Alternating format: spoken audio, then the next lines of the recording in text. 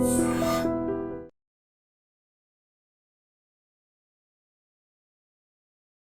Guys, welcome to I dream. నేను మీ Chanakya. RG Kar medical కాలేజ్లో జరిగిన ఇన్సిడెంట్ గురించి మనం ఎన్నో విశ్లేషణలు చాలామంది దగ్గర నుంచి వింటూ ఉన్నాం, చూస్తున్నాం. కానీ ఇంకా ఎన్ని విశ్లేషణలు చూసినా కానీ బోల్డన్ని సందేహాలు వస్తూనే ఉన్నాయి. మరి ఆ సందేహాలని కూడా మరి తీర్చేందుకు ఇక్కడ మనతో పాటు ప్రియా చౌదరి గారు ఉన్నారు. మరి ప్రియా చౌదరి గారిని అడిగి తెలుసుకుందాం. Hi ma'am.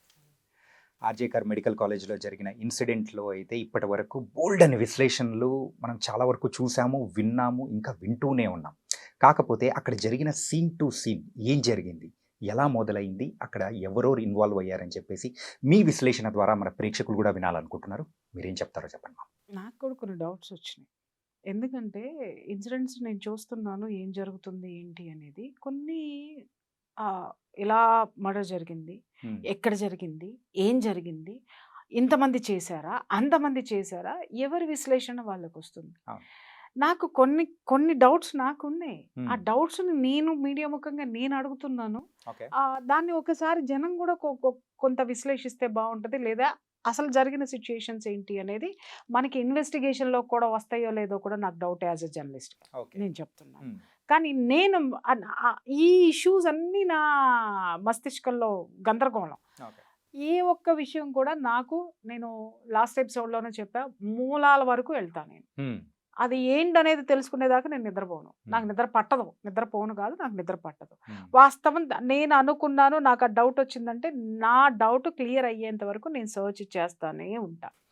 ఆ విధంగా నా మిత్రులు ఎవరైతే ఉన్నారో చెప్పాను కదా, నాకు యాజ్ ఎ జర్నలిస్ట్గా ఐ హ్యావ్ సర్కిల్.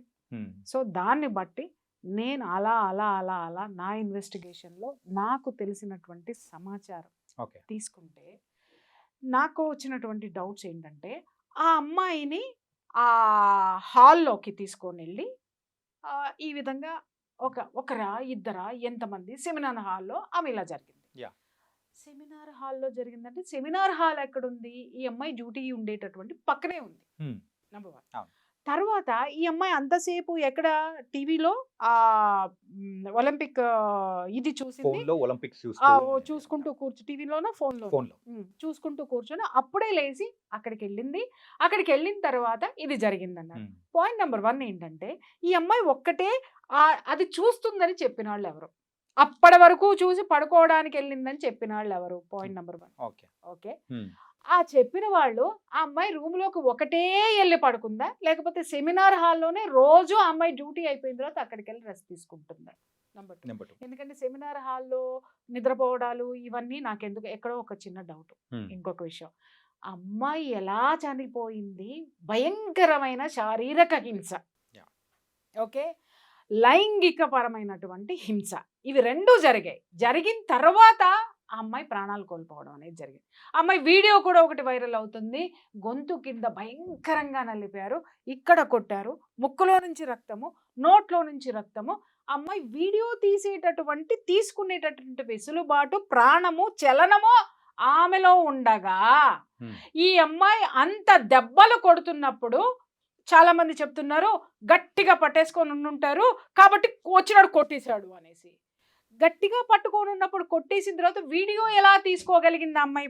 నెంబర్ 1. రెండోది, అసలు నేను చెప్తున్నా, సరే ఆ అమ్మాయిని అలా పట్టుకొని కొట్టేశారు, అబ్బాయి బాగా కొట్టేశారు, అందరు పట్టుకున్నారు, ఒక్కొక్క వేలుకు ఒక్కొక్కడు ఉన్నాడు అనుకుందాం, కాలుకొకడు, వేలుకొకడు, చేయికొకడు, పొట్టకొకడు, అందరూ ఉన్నారు, వీళ్ళు కొట్టేశారు. కొట్టిన దెబ్బల శబ్దం ఎవరికి వినపడలేదా? రైట్. ఇంకొకటి, ఆ అమ్మాయి ఎన్ని గంటలకు వెళ్ళింది? 3 గంటల పాటు ఈ నరకం చవి చూసింది, లేదా 45 నిమిషాల పాటు నరకం చవి చూసింది అన్నారు. ఈ శబ్దాలు అలజడులు ఏమి రాలేదా? ఆ అమ్మాయి రూమ్లోకి వెళ్ళింది, స్పృహ లేకుండా నిద్రపోతుందనే అనుకుందాం. నిద్రలో ఎవరైనా ముఖము, కాళ్ళు, చేతులు అన్నీ కట్టేసేసి మీరు అన్నట్టు పట్టుకొని కడితే ఇలాంటివి రావు. ఓకే, అది సింపుల్గా దుప్పటి పెట్టేసి దిండడ్డం పెట్టేసి చంపేస్తాడు. ఓకే, లేదా నోరు మూసేసి అత్యాచారం చేసేసి గొంతు నులిమేసి వెళ్ళిపోతాడు. ఎప్పుడు బ్లీడింగ్లు వస్తాయి, ఎప్పుడు కొట్టడం జరుగుతుంది? తప్పించుకోవడానికి ప్రయత్నించినప్పుడు మాత్రమే ఇంత భయంకరమైనటువంటి గాయాలు అవుతాయి. అవునా కాదా? అంటే ఆ అమ్మాయి థ్రెటన్ చేసింది. థ్రెటన్ చేసినప్పుడు ఆ రూమ్లో వస్తువులు ఏమీ కదలలేదా? ఏమీ ఇప్పుడు ఈ రూమ్లో ఉన్నావు, నేను పారిపోవాలి, లేదా నేను నిన్ను కొడుతున్నా, నువ్వు పారిపోవాలి, పారిపోయేటప్పుడు ఇది తగలదా? తగులుతుంది. ఇది కింద పడదా, పడదు. ఇక్కడ దీని మీద ఉన్న వస్తువులు డిస్టర్బ్ అవ్వవా, ఆ కుర్చీ తప్ప యువతల కన్నా లాగవా, కొంచెమన్నా లాగవా, ఆ ప్రతిఘటించేటప్పుడు ఖచ్చితంగా ఏదో ఒకటి ఉంటుంది. ప్రతిఘటించేటప్పుడు ఖచ్చితంగా అక్కడ అలజడి అనేది ఉంటుంది. మ్మ్. ఆ హాల్లో ఖచ్చితంగా ఉంటుంది. అవేమీ లేవా. మ్మ్. ఇంకొక పాయింట్కి వచ్చిన తర్వాత అసలు ఆ అమ్మాయి అరవలేదు అనడానికి ఇక్కడ ఏ విధమైనటువంటి సాక్ష్యాధారాలు లేవు. అది నమ్మదగిందైతే మాత్రం కాదు. మ్మ్. ఎందుకు అనంటే ఆ అమ్మాయి మూతి మీద కొట్టారు, ముక్కు మీద కొట్టారు. మూతి మీద కొట్టారు అనంటే ఎవడన్నా చేయి పెట్టి ఉన్నాడు అరవకుండా అంటే వాడి చేతికి తగులుతుంది, కానీ అమ్మాయి చేతికి అమ్మాయి మూతిలో నుంచి బ్లడ్ రాదు కదా. Yeah. అంటే మూతి మీద నుంచి చేయి తీసేశారు కదా, తీసేసినప్పుడు కొట్టినప్పుడు అమ్మాయి అరవాలి కదా, అరిచినప్పుడు బయట ఎవరికి వినపడలేదా. ఇంకొకటి వినపడలేదు అనుకుంటాను కదా, పగలపూట కాదే రాత్రిపూట పిన్ డ్రాప్ సైలెన్స్గా ఉంటుంది. ఇంకొకటి అది గవర్నమెంట్ హాస్పిటల్, మ్మ్. 24/7 ఏదో ఒక కేసు యాక్సిడెంట్లను ఇంకొకటనో వచ్చి పోతానే ఉంటారు జనం యొక్క అలికిడి ఉంటుంది. మ్మ్. ఈ అమ్మాయి డ్యూటీ చేస్తున్నటువంటి రూమ్ నుంచి ఆ యొక్క సెమినార్ హాల్ ఎంత దూరంలో ఉంది, ఆ అంత దూరంలో ఉన్నటువంటి సెమినార్ హాల్లో జరిగేటటువంటి ఈ యొక్క ఘర్షణ ఎవరి దృష్టికి రాలేదా. ఎవ్వరూ కూడా సెమినార్ హాల్లోకి ఈ అమ్మాయి వెళ్ళగలిగింది, మిగిలిన డాక్టర్స్కి ఎవరికి అలసట రాలేదా, వాళ్ళు నిద్రపోదామని అనుకోలేదా, ఆ ఏరియాకి ఎవరు రాకుండా కాపలా కాసింది ఎవరు, ఆ ఏరియాలో జరిగి ఉంటే. రైట్. దీన్ని బట్టి ఇంకొక డౌట్ ఏమొస్తుందంటే అసలు ఈ సంఘటన ఆ ఏరియాలోనే జరగలేదు అనుకుందాం, మ్మ్. అసలు జరిగింది. నాకున్న ఇన్ఫర్మేషన్ ప్రకారము ఈ అమ్మాయి ఈ హాస్పిటల్లో జరుగుతున్నటువంటి ఆ యొక్క డ్రగ్స్ దందా కానివ్వండి, ఆ యొక్క సెక్స్ స్కాండల్ కానివ్వండి, ఆ యొక్క ఆర్గాన్స్ ట్రాఫికింగ్ కానివ్వండి, మెడికల్ మాఫియా. ప్రతి ఒక్క దాని గురించి కూడా ఈ అమ్మాయి ప్రతిఘటిస్తూ వస్తూ ఉంది. ప్రతిఘటిస్తూ వస్తూ కూడా ఈ అమ్మాయి సహించలేక వీటిని ఎందుకు మనము అంటే ఆ అమ్మాయి ఆర్గాన్స్ ట్రాఫికింగ్ గురించి పక్కన పెడదామండి. మ్మ్. ఓకే, ఇంకొకటి ఏంటి అనంటే ఆ డ్రగ్స్ గురించి కూడా పక్కకు పెడదాం, ఈ అమ్మాయికి సంబంధం లేదు డ్రగ్స్ గురించి. ఓకే. కానీ సెక్స్ స్కాండల్ దగ్గర మాత్రం ఈ అమ్మాయికి ఏదో ఒక విధంగా ఎక్కడో ఒక చోట సెగ తగిలి ఉండాలి కదా. ఖచ్చితంగా. సెగ తగిలినప్పుడు ఈ అమ్మాయి ప్రతిఘటించేటటువంటి సిచ్యుయేషన్లో ఉండాలి కదా. ఆ సిచ్యుయేషన్స్ ఉన్నప్పుడు ఈ అమ్మాయి స్నేహితులతోటి ఎప్పటికప్పుడు డిస్కస్ చేస్తూనే ఉంది. దీన్ని నేను ఊరుకోను, దీన్ని పై లెవెల్కి తీసుకెళ్తాను, పై లెవెల్లో ఎవరు వినలేదు అని అంటే పత్రికలకి మీడియాకి నేను దీన్ని డిస్క్లోజ్ చేస్తాను అనేటటువంటి ఆ యొక్క డిస్కషన్ ఆ ఫ్రెండ్స్ మధ్య జరిగింది. Yes. కొన్నాళ్ళుగా జరుగుతూ ఉన్నప్పుడు ఈ అమ్మాయిని బెదిరించడానికి ఈ సంఘటనకి ముందు కొన్ని ఇన్సిడెంట్స్ జరిగాయి. ఏంటంటే ఆ అమ్మాయి కారు పగలగొట్టడమో, అవును. లేకపోతే ఆ అమ్మాయి పోయేటప్పుడు ఇబ్బందులు కలగజేయడమో, ఆ అమ్మాయికి డ్యూటీలు వేయడంలో మనం చెప్పాం కదా భయంకరమైనటువంటి సాడిజాన్ని చూపించడం అనేది జరిగింది. అండ్ ఈ అమ్మాయికి డైరీ రాసే అలవాటు ఉంది. ఆ డైరీ కూడా అంటే ఆ పేజెస్ ఏదో చింపారని కూడా ఒక వార్త అనేది కూడా బయట ఇవన్నీ సర్క్యులేట్ వస్తాయి, అవుతూ ఉంది. ఎందుకంటే ఇప్పుడు మ్మ్. సుప్రీంకోర్టు అన్ని సుమోటోగా కేసు తీసుకుంది కాబట్టి ఎంక్వైరీలో డెఫినెట్గా ఇవన్నీ కనుక్కుంటావు. ఇక్కడ మ్మ్. కీలకమైనటువంటి అంశం ఇది చూడండి. ఆ రోజు రాత్రి కూడా సెమినార్ హాల్లో ఏం జరిగింది, Yeah. ఇక్కడ నాకు అందిన సమాచారం ఏంటంటే ఆ రోజు నైటు ఇదే ఫ్రెండ్స్ తోటి కూర్చొని ఫ్రెండ్స్ ఆ అమ్మాయికి అమ్మాయి ఇంకా సహించేటటువంటి సిచ్యుయేషన్లో లేదు, బరస్ట్ అయ్యేటటువంటి సిచ్యుయేషన్లో ఉంది, ఓపెన్ చేయడానికి సిద్ధపడిపోయింది. ఎందుకంటే ఆ అమ్మాయిని ఈ విధంగా కూడా మానసికంగా కూడా హింసించేస్తున్నారు. ఆ అమ్మాయి కారు అద్దాలు పగలగొట్టడం కానివ్వండి, ఆ అమ్మాయిని డ్యూటీ చేయడం కానివ్వండి, ఇంకొక విధంగా పరోక్షంగా చాలా చేయొచ్చండి. ఇవన్నీ చేస్తుండే ఇంకా అమ్మాయి ఇక నా వల్ల కాదు, నేను ఎట్టి పరిస్థితుల్లో దీన్ని సహించే ప్రసక్తే లేదు, దీన్ని ఎక్కడ డిస్క్లోజ్ చేయాలో అక్కడ చేసేస్తాను అని చెప్పేసి అని పట్టుబట్టి కూర్చుంటే ఆ అమ్మాయిని కూర్చోబెట్టి ఫ్రెండ్స్ ఒక ముగ్గురు కూర్చొని డిస్కషన్ ముగ్గురు మధ్య జరిగింది. నువ్వు బయటికి వెళ్ళకు, నువ్వు చెప్పకు, నువ్వు చెయ్యకు అని. ఈ అమ్మాయి వినలేదు. మ్మ్. కారణం ఏంటి అనంటే ఈ అమ్మాయి నేనే కాదు ఎంతో మంది ఉన్నారు, నేను ఎందుకు ఊరుకోవాలి, ఎందుకంటే ఈ అమ్మాయిలో పోరాడే నైజం ఉంది, Yeah. ఎదుర్కొనే శక్తి ఉంది, దమ్ము ఉంది, ధైర్యం ఉంది.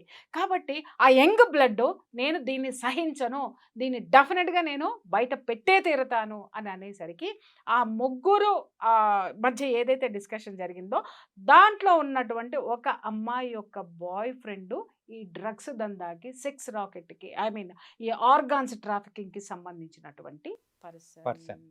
అప్పుడు ఈ అమ్మాయి ఇది ఇది ఏ విధంగానూ లొంగట్లేదు, ఏమి చేయట్లేదు, ఇది ఓపెన్ అయిపోతానంటుంది, ఇంకా మా వల్ల అయితే కాదు, మేము చెయ్యాల్సింది చేసాం, మీ కర్మ అని వదిలేసింది. మ్మ్.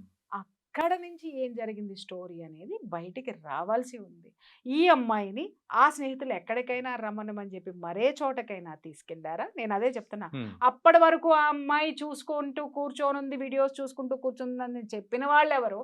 సెమినార్ హాల్కి వెళ్ళి పడుకోంది అని చెప్పిన వాళ్ళిద్దరిని కూర్చోబెట్టి మాట్లాడిస్తే అసలు హంతకులు, అసలు హిస్టరీ, సీన్ టు సీను, మొత్తం సీన్ ఆఫ్ ఎఫెన్స్ మొత్తము సుప్రీంకోర్టుకి వచ్చేస్తుంది, చేతిలో ఆ రిపోర్ట్ వచ్చేస్తుంది. అండ్ ఇంకొకటి ఏంటంటే వాళ్ళ డాడ్ చెప్పిన దాని ప్రకారము ఆ అమ్మాయి చనిపోయిన తర్వాత కూడా ఆ క్రిమేషన్ చేసే టైంలో కానీ ఆ రోజు మెయిన్గా చెస్ట్ డిపార్ట్మెంట్లో ఎవరైతే ఉన్నారో వాళ్ళ స్నేహితులు కానీ ఎవరైనా కానీ వాళ్ళ తల్లిదండ్రులకు కూడా మినిమం సహకరించలేదంట.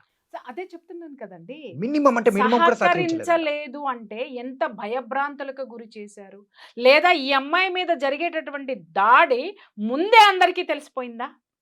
సహకరించలేదు ఇన్ ద సెన్స్ ఏంటంటే ఆ ఘోరాన్ని వీళ్ళల్లో కొంతమంది చూసి మిగిలిన వాళ్ళకి జారేసి ఉండొచ్చు కదా. Yeah. అంటే ఎవరో ఒకళ్ళు చూశారు, ఎవరో ఒక ఇద్దరు చూశారు, ఆడపిల్లలే చూశారు, లేదా మగపిల్లలు తోటి డాక్టర్స్ చూశారు, తోటి మెడికోస్ చూశారు. చూసిన తరువాత భయంతో సహకరించలేదు. ఇక్కడ మనము ఎవరిని అందరినీ తప్పు అని అనద్దు, లేకపోతే అందరినీ ప్రాణభయం చాలా మందికి ఉంటుంది. అక్కడ అకృత్యాలు ఎందుకు బయటికి రాలేదు ఇన్నాళ్ళు అని అంటే ప్రాణభయంతో ఎవడు చెప్పలేదు. నాకెందుకు లేని ఉదాసీనతతో ఇంకొకటి నేను చదువుకొని బయటికి వెళ్ళిపోతే నా డిగ్రీ సర్టిఫికేట్ నాకు వచ్చిందిలే అని లొంగిపోయినమ్మా, లొంగనటువంటి అమ్మ, సర్టిఫికేట్లు తీసుకొని బయటికి వెళ్ళిపోయినటువంటి వాళ్ళు నాకెందుకులే అనుకొని వెళ్ళిపోయినటువంటి వాళ్ళు, స్వార్థంతో వెళ్ళిపోయిన వాళ్ళు ఉండొచ్చు. స్వార్థపరులు ఉన్నారు, ఉదాసీనులు ఉన్నారు, భయంతో ఉన్నటువంటి పిరికి వాళ్ళు ఉన్నారు. వీళ్ళందరి మధ్య ఆ కాలేజీ సక్సెస్ఫుల్గా 23 సంవత్సరాల నుంచి ఇదే దందాలు నడుస్తుంటే చివరికి ఈ అమ్మాయి నోరు విప్పి ధైర్యంగా ముందుకొచ్చి ఎన్నాళ్ళు భరిస్తాం మనం, సిగ్గులేదా అని చెప్పేసి అని అడిగినందుకు పగడ్బందీగా పక్కా స్కెచ్ తోటి పక్కన ఉన్న ఫ్రెండ్స్ యొక్క సహకారంతో ఇది జరిగింది. వాళ్ళని వదిలేసి ఎవడో దారిన పోయేవాడు బ్లూటూత్ పెట్టుకుని లోపలికి వెళ్ళాడు, బ్లూటూత్ జారిపడిందని వాడు రాయలుగా వచ్చే నన్ను చంపుతారా చంపుకోండి అంత దౌర్జన్యం చేసిన వాడు అలా మాట్లాడాడు. వాడికి ఏంటి అనంటే వీళ్ళందరితోటి వాడికి సంబంధాలు ఉన్నాయి. ఇది ముందే ప్లాన్ ప్రకారం జరిగింది. వాడిని అరే నువ్వు పోరా, ముందు నువ్వు లోపలికి పోరా, తర్వాత మేము బయటికి తీసుకొస్తామన్నారు. ఎందుకంటే వాడికి కూడా ఆ జీవన పోరాటం అంతా కూడా ఏంటంటే లాటరీ అన్నమాట. వాడికి 4 భార్యలు వాడిని వదిలేసిపోయారు, ఒక ఆవిడ చచ్చిపోయింది, 3 పారిపోయారు. వాడు ఎక్కడో చోట ఏదో ఒక నీడన వాడు బ్రతకాలి, వాడికి ఒక ఇది కావాలి. కాబట్టి ఇలాంటి ఇంత నేర చరిత్ర ఉన్నవాడు కూడా పోలీసింగ్లో ఉన్నాడు అని అంటే ఇలాంటి వాటికి పనికొచ్చేటటువంటి వాళ్ళు ఉన్నారు అక్కడ, పెట్టుకున్నారు అక్కడ వాళ్ళని. సో కాబట్టి ప్రభుత్వం మాదే, నేను ప్రభుత్వంలో ఉన్నాను, నా చుట్టూ వీళ్ళందరూ ఉన్నారు, వీళ్ళందరూ కాపాడుతారు అనుకోని వాడు చెప్పినటువంటి విషయము ఇక్కడ జరిగింది. అప్పుడెప్పుడో మనం ఒక సీన్ చూసాం, బావ కళ్ళల్లో ఆనందం చూడటానికి నేను చంపేశాను అనగానే వాడు ఎక్కడో చచ్చిపోయాడు చూసారా. వాడికి సంబంధం లేదు, కానీ ఒకడు ఎట్లా బలైపోయాడు? ప్రలోభము, లేకపోతే వాత్సల్యము, ఫ్రెండ్షిప్, ఏదైనా ఉండొచ్చు. ఒక హంతకుడికి ఎప్పుడు కూడా పాపభీతి ఉంటుంది, ఒక హంతకుడికి ఎప్పుడు కూడా ప్రాణభయం ఉంటుంది. ఎంత కరడుగట్టిన వాడైనా సరే ఎక్కడో ఒక చోట వాడి ఫేస్లో అది చేసిన దారుణానికి వాడికి సంబంధించినటువంటి ఛాయలు వాడి కళ్ళల్లో కనిపిస్తాయి. చాలా రేర్గా ఉంటాయి. నాకేంటి, నేనెందుకు చేశాను, పర్వాలేదు, నా బిడ్డకి ఇలా జరిగిందా, కొడకల్లారా సంపుతా మిమ్మల్ని, నరుకుతా మిమ్మల్ని అని ప్రతి తల్లి తిరగబడితే, పబ్లిక్ తిరగబడితే ఎవడు మాత్రం ఏ దాష్టికం చేస్తాడు చెప్పండి? నీకు వచ్చే స్టూడెంట్ యొక్క పేరెంట్సే ఒక దీని కింద ఉన్నారంటే స్టూడెంట్సే లేకపోతే నీ కాలేజ్ ఎలా ఉంటుంది? చచ్చినట్టు నీకు అనుగుణంగా ఆ కాలేజ్ ఉంటుంది. బట్ ఇక్కడ ఎవరికి అనుగుణంగా ఎవరిని ఉంచారు అంటే దౌర్జన్యాలకి, దుర్మార్గాలకి అనుగుణంగా జనమే అటువంటి దుర్మార్గుల చేతిలో పెట్టింది కాదా? ఇదంతా తప్పెవరిది? ఇన్ని సంవత్సరాల మట్టి జరుగుతున్నటువంటి దుర్మార్గాల్ని చూసి ఉదాసీనంగా ఉన్నటువంటి సమాజానికి తప్పు కాదా? ఆ సమాజంలో కాలేజీకి పంపించేటటువంటి పేరెంట్స్ తప్పు కాదా? ప్రతిఘటించినటువంటి అక్కడ ఉన్న యువత తప్పు కాదా? అక్కడ ఉన్న పౌరుడి తప్పు కాదా? అందుకే అన్న తిలా పాపం తలా పిరికెడు.